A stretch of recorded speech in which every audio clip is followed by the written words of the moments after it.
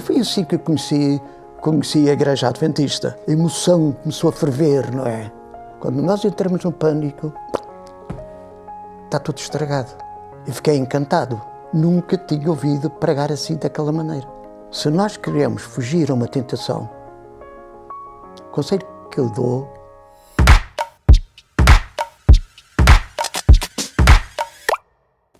Olá! Se é a tua primeira vez aqui no canal, o meu nome é Igor Domingos e eu faço vídeos sobre religião.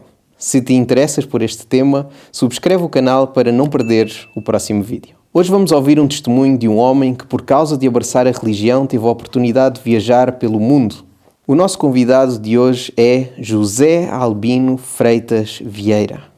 No mês de março ele vai fazer 82 anos. Albino Vieira, ele é formado em Teologia pela Faculdade de Teologia Adventista em Colonge e é licenciado também em Ciências Sociais na área da Psicologia Social.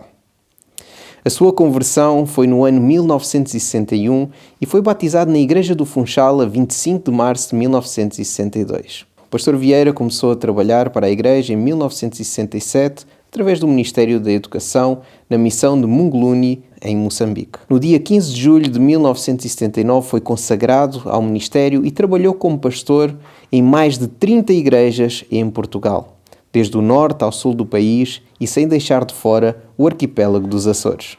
Resta-nos agora dar as boas-vindas ao pastor Vieira. Boa noite. Boa noite, obrigado pela sua presença. Gostava de começar por fazer uma pergunta sobre as suas origens. Gostava que nos pudesse contar um bocadinho como é que conheceu a Igreja, como é que foi o seu primeiro encontro com Deus e como é que considerou perseguir então a vontade de Deus na sua vida. Eu não ingressei na Igreja nem por campanhas, nem por folhetos. Foi numa questão de sortes. Teve um colega que ele entrou em contacto com um amigo que frequentava a Igreja Adventista. Esse amigo ficou todo entusiasmado e então convidou-me para ir à igreja, numa quarta-feira. Eu tinha por costume, à quarta-feira, ir ao cinema. Ok. Não podia faltar à quarta-feira porque era o dia das estreias. E para quem conhece o Funchal, na Avenida Marginal, havia lá um muro. Eu disse: "Oh, Albino, porque vamos até lá, não custa nada." Não, desculpa, Fraga, mas eu vou ao cinema. Diz ele assim: "Então vamos tirar uma sorte. Num papelinho vou escrever sim, no papelinho vou escrever não. Se tu traz a palavra, o papelinho do sim, tu vais à igreja." Pus aquilo tudo assim numa bolinha, pus em cima do muro e tirei o sim. E pronto, lá fui à igreja. A primeira vez que uma pessoa vai à igreja, a pessoa que vai pregar tem muita influência. Nunca tinha entrado numa igreja adventista e vejo um nosso querido irmão dizer 4 palavras em português, 3 eram erradas. À saída, esse colega que me convidou e o senhor que ele era amigo, disse: "Oh, Vieira, aquele é um irmão que lhe não é pastor." Eu disse: Não, calma aí. Se o senhor não é pastor e fala desta maneira que para mim, que nem padre pregava assim, não será pastor, aí de vê-lo. Claro. Tem que ir lá para vê-lo. Eu trabalhava ao sábado, mas no domingo lá fui. Quem pregou foi o pastor Fernando Mendes, já falecido. Eu fiquei encantado. Nunca tinha ouvido pregar assim daquela maneira.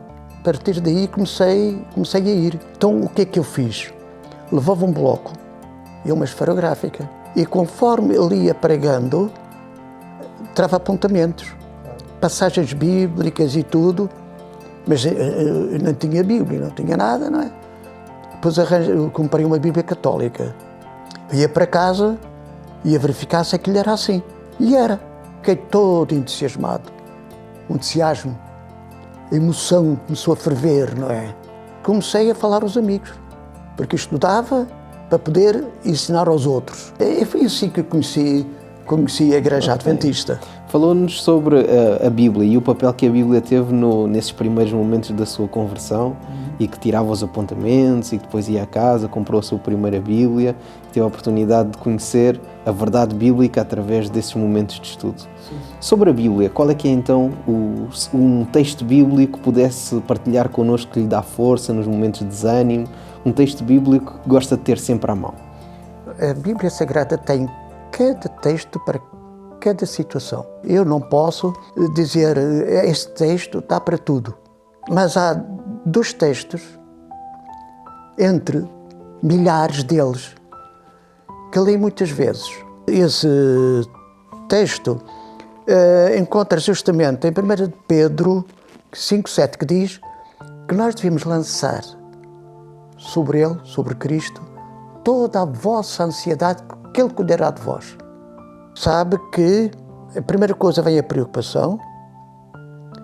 Quando a preocupação aumenta, entramos no stress. Quando o stress aumenta, entramos na depressão. Quando a depressão ultrapassa, vamos entrar na ansiedade. E da ansiedade ao pânico é um instante. Quando nós entramos no pânico, está tudo estragado. Essa passagem bíblica diz, não, Vieira, calma aí, tu tens alguém que está pronto para te agarrar na tua ansiedade. Essa ansiedade, a partir daqui, não te pertence, mas pertence a Cristo. Ele vai resolver. E juntando essa passagem, eu gosto muito aquela que Isaías diz no capítulo 43. Quando tiveres, ou passares pelo fogo, passares pelas águas, Deus diz através de Isaías, vou estar aí.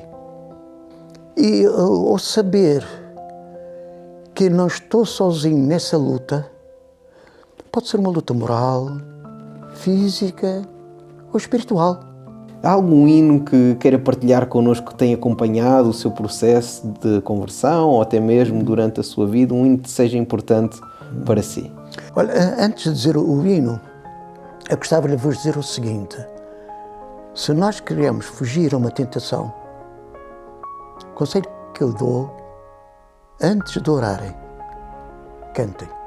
cantem um hino. Não se importem se cantem bem, se cantam mal, se é soprano, se é tenor, se é baixo, se é contralto, se é barítono. Não se importem com isso, cantem. Que a nossa voz, quando chega ao céu, a nossa voz é angelical. E um dos hinos que eu tenho alguns, é um hino que era o 247, que fala sobre a graça. E porquê? Eu tenho pensado que se nós dividirmos as nossas orações, quanto tempo nós levamos a dar graça, tempo a louvar, tempo dos pedidos. O tempo que nós dedicamos à graça é muito pouco. E Deus gosta de um coração agradecido, um coração grato. É por isso que Jesus disse, graças te dou, Pai, porquê? Ele ensina isto, dar graças, mas temos de dizer o porquê.